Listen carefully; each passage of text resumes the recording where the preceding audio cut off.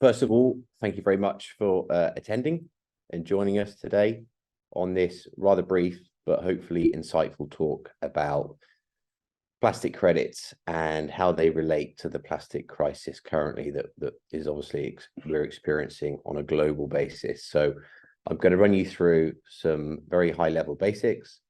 I'm going to talk to you about some of the mechanisms, some of the history, and also some of the social benefits that we can experience by projects like this.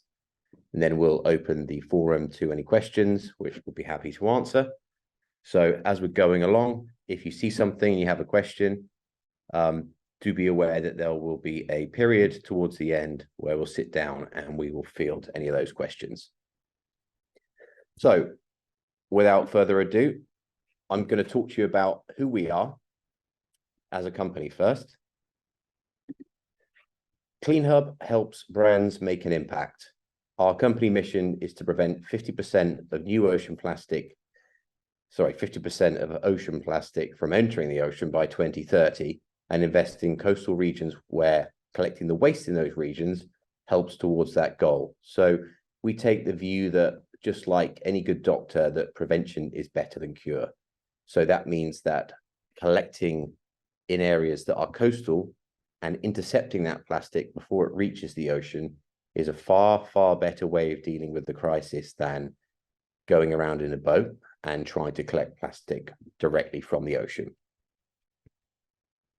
We currently provide waste management to over 200,000 households in coastal areas to achieve this. So you can see a common theme there that we are heavily focused on coastal areas. As of 2023, here at CleanHub, we have 250 brand partners helping us to achieve that goal. So that sets the stage and gives you some high-level overview of what we do here. So I'll give you an introduction as to how we've got to where we are today with regards to the plastic crisis. From the 1950s to the 1970s, only a small amount of plastic was produced. And as a result, the plastic waste was relatively manageable. In the early 2000s, the amount of plastic waste that we generate rose more in a single decade than it had in the previous 40 years. So the graph I'm about to show you perfectly illustrates this point. As we can see there, in the 1950s and the 1960s, the net metric tons was almost at zero. And the chart has gone pretty much parabolic or stratospheric, depending on how you want to describe it, on a one-way unidirectional fashion upwards till we've reached the issue and the crisis level that we have done today. So that gives you a 50-year overview, slightly longer, 70 years, as to where we were and where we are now. So how do we solve this? What can we do about it as brands, as companies, as individuals? One of the main solutions is plastic credits. Plastic credits, I'm going to go into now and explain to you what are the mechanisms, how do they work, how can brands benefit, and how can we also have a positive impact on the planet. So plastic credits are issued against the collection of waste plastic from the environment. They can also be issued against landfill diversion.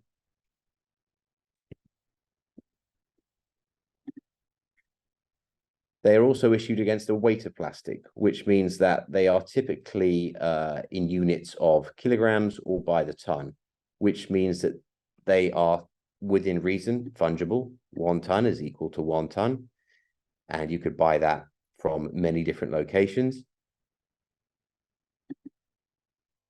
Historically, as we've seen from the chart, we have arrived at a very negative situation now, and comparisons can be made to the carbon market. So 30 to 40 years ago, carbon wasn't a big thing. Throughout the 1990s, it gained a lot of traction. And then in 2005, we had the first EU-wide scheme called the EU ETS, which is Emissions Trading Scheme, which meant that companies had to comply with rules, and also there was financial penalties for not complying with those rules. So over 3 phases that was rolled out from 2005 to 2011. Then there was a block of about 5 years in the mid 2010s, and then another 3-year period up until where we are today. And generally speaking, as time's gone on, the penalties for non-compliance have risen significantly.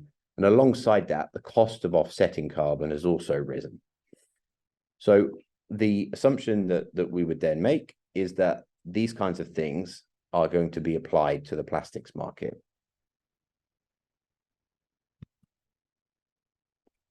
One of the reasons that credits are a good fit, much like they were for the carbon market, is it allows companies to offset via a standardized process. So there's a couple of different verification modules that we will go into shortly after this in the next bullet point. But generally speaking, they know what they're buying, they know how they're buying it, and they know what it achieves, as opposed to a randomness or trying to do something that doesn't have any defined parameters. As I said, various accreditations are existing currently.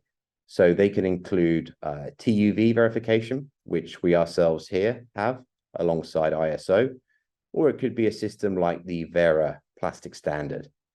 Vera have also been involved in the accreditation of voluntary carbon credits. If we take a case study and zoom in on one country which is now taking drastic action, someone to hold up would be the Philippines.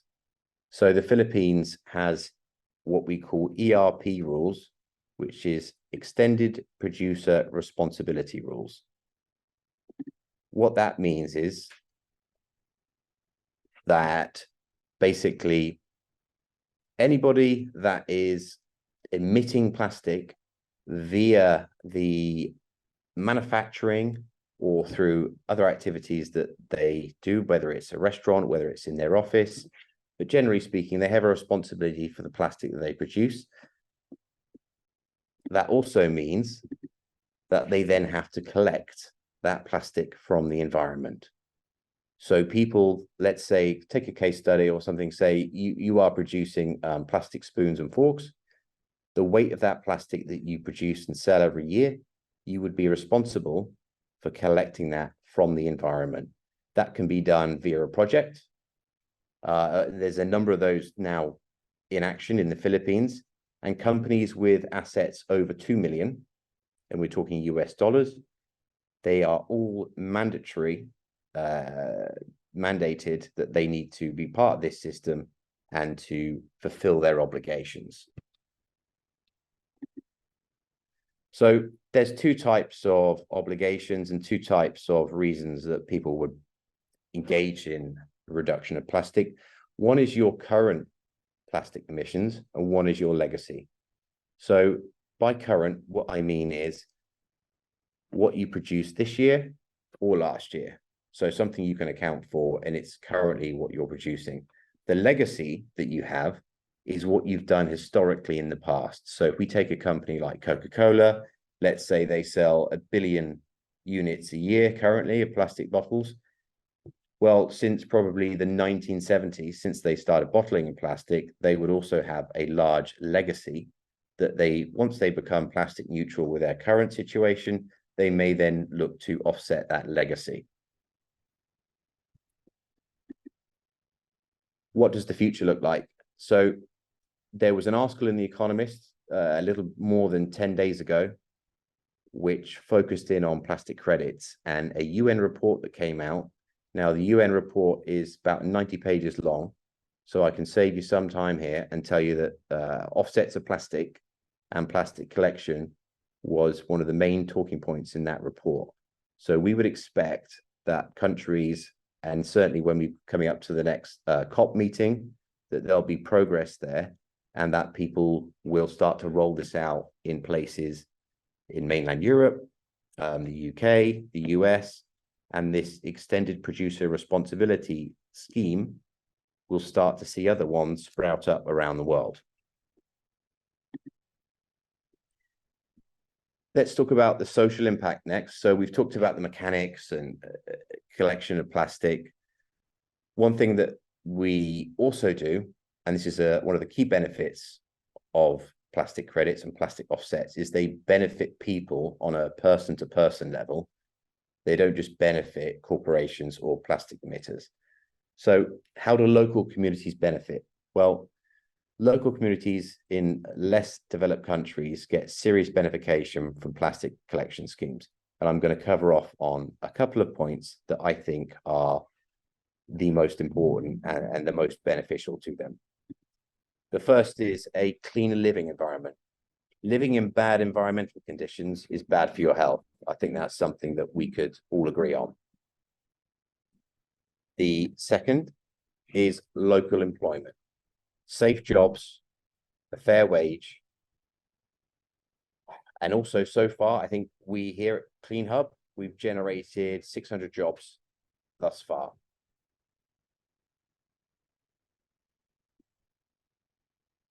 Lasting legacy, and for me personally, I think this is one of the things that people don't see, is that we leave behind a waste management system in perpetuity.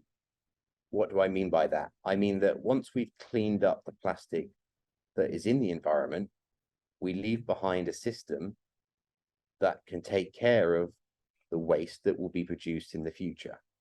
So when you have people that have access to no waste management, their only solution is to basically discard the plastic or their waste in the environment. Once you provide them with a solution, then they don't need to do that. So the key takeaway here is that after we've done the initial work, what we leave is a lasting legacy, and a number of plastic credit or plastic offset systems do something similar. So it's very important to us that it's not just a temporary fix, but it's a permanent solution. So to conclude on the social impact, we have the twin benefits of reducing poverty and plastic pollution.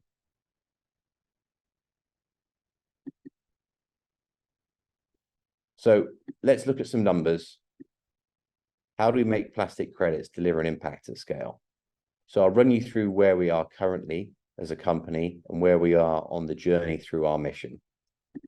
Currently, we have 200,000 plus households served. That means that we are offering them waste management at their door. We're doing this in 7 different countries currently. And we've collected in total over 6 million tons.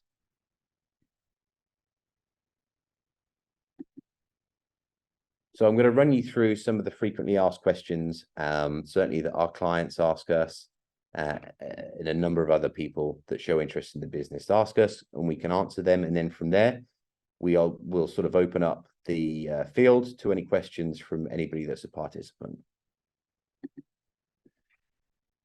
The first question is, how can we demonstrate this transparently? How do you know that we're doing what we say we're doing? Well, the first thing that we did was to create a system that's transparent. That's part of CleanHub's DNA. We're the first ISO certified plastic recovery system. That's combined with a certification from TÜV SÜD. If you're not familiar with the TÜV, they are the body within Germany and a number of other EU countries, which basically standardize things and approve qualities of systems and products. So by being ISO certified and TÜV certified, that can give you a strong degree of trust that how we operate and how we collect plastic, how we account for it, has all been vetted and verified. On top of that, what we have is a bespoke software solution that tracks and traces every bit of waste from the front door to the end process, whether that's recycling, co-processing, everything's traced, everything's tracked. So that's done with QR codes. It's all logged and weighed, and the artificial intelligence within the programming can dictate whether the person that's working and weighing the bag, are they wearing gloves, for example, which is another part of what we want people to do, is to apply health and safety standards to what they're doing. Does the weight of the bag look right? The system can also make an assumption as to what kind of materials are in the bag. But the key thing when it comes to transparency is accreditation and then having track and trace. So our partners that partner with us, they can see pictures of everything that's been collected on their behalf. So talking about companies and people that will look to participate in schemes like this, what's the motivation for them? So not only will you have an impact on the environment, and that's something to feel good about, there's actually something in it for you as well, as a company or as a small brand or a startup. The first one would be enhanced brand reputation. The second would be increased customer loyalty. And the third would also be an increase in conversion sales.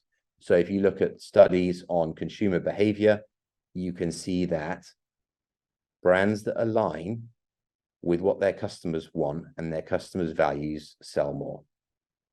And when we look at polls that have been taken and studies on consumers, typically somewhere in the region of 70 to 90%, depending on the demographic that you survey, have said that they'd rather spend money with a company that they think has values that are aligned to their own and is showing sustainability.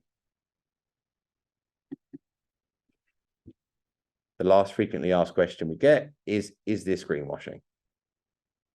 As I stated at the top, we've built our own artificial intelligence system that prevents greenwashing and detects work-related compliance issues.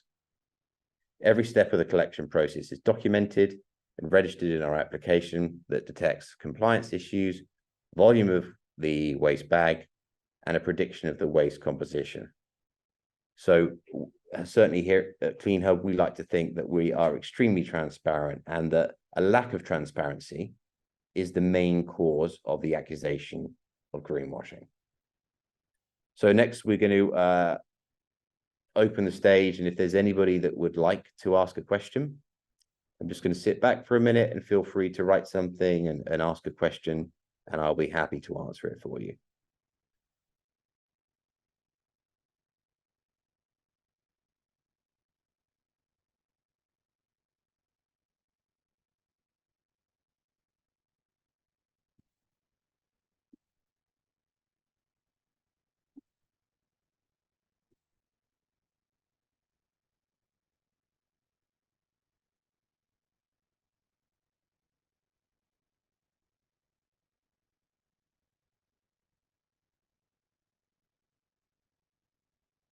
Okay, so I have a question here, which is what type of sectors are working with plastic credits currently?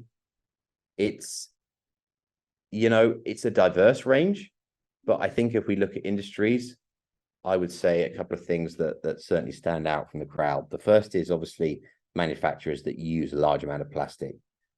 One that's very popular is cosmetics. The cosmetics industry has obviously a very close relationship with its consumers, and they are probably, I would say, overrepresented by a factor of 2 or 3 times compared with other more traditional industries.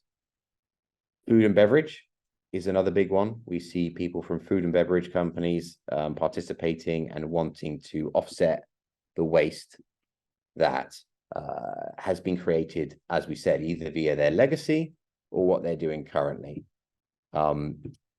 Katie, yes, the presentation will be available afterwards. I'll summarize at the end, but we'll be sending you all an email.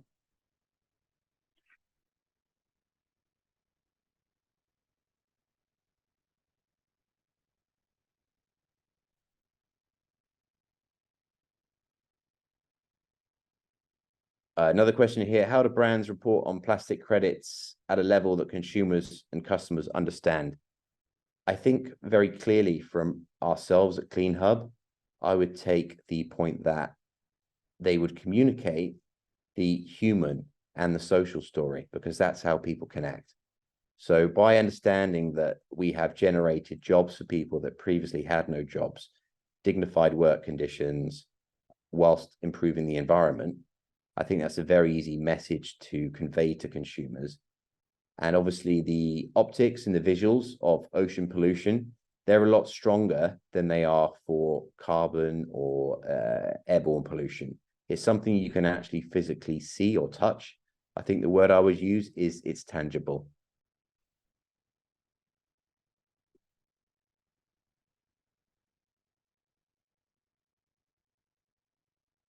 Okay, so you might not be greenwashing yourself, but companies can use plastic credits for greenwashing. What's your opinion about this?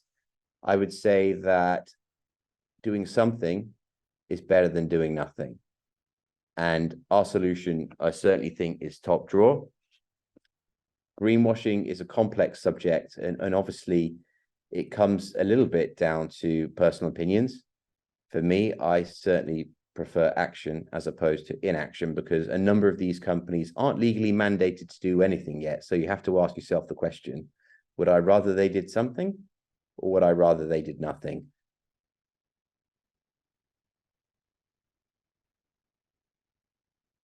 Okay, so what happens to the plastic that we capture? How's it used? So it goes one of a few varying different ways. It can be turned into hard products like bus stops. What can be recycled is recycled. And the other option is it goes to something called co-processing, where it's turned into energy. That energy is created in a carbon footprint that's a lot lower than burning a standard fossil fuel. As an aside, you can actually generate carbon credits from that, but we don't. But you're seeing a reduction of probably around about 35%. What is the price of plastic credits, and do companies have any tax benefits for buying credits? So currently, there's no tax benefit for buying carbon credits and plastic credits, and the plastic credits themselves is very volume dependent. So you could see pricing, typically it stands somewhere around about $1 per kilogram. But once, depending on the type of company you are, if you have significant volume, you can see reductions on that in the region of 20, 30, sometimes up to 40%. Got a couple more questions here.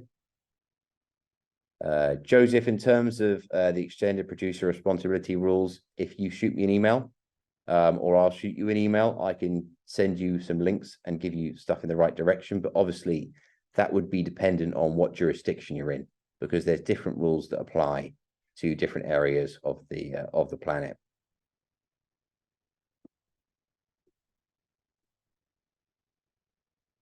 Okay, I think that's it for questions. So just to give you an idea, these are some of the brands that we work with here at CleanHub. We would love to see anybody that's attending to join this list, and we'll be sending you an email tomorrow with an offer and a chance to have your plastic footprint calculated, or perhaps we can steer you in the right direction with any other questions that you might have. Okay, guys, so as we said, it's going to be reasonably brief today. So thank you very much for attending. By attending, you've already made an impact. As we said, for everybody that attends the webinar, we will collect 1 kilogram of plastic. As we said, also, we'll send an email out to everybody tomorrow, which will include some further information, and you will have the chance to talk to us in person and have your plastic calculated, or give you some guidance on any of the questions that you feel weren't asked today in today's session. I'm going to hang around for another couple of minutes to see if there's any more questions. But other than that, thank you very much for your time, guys.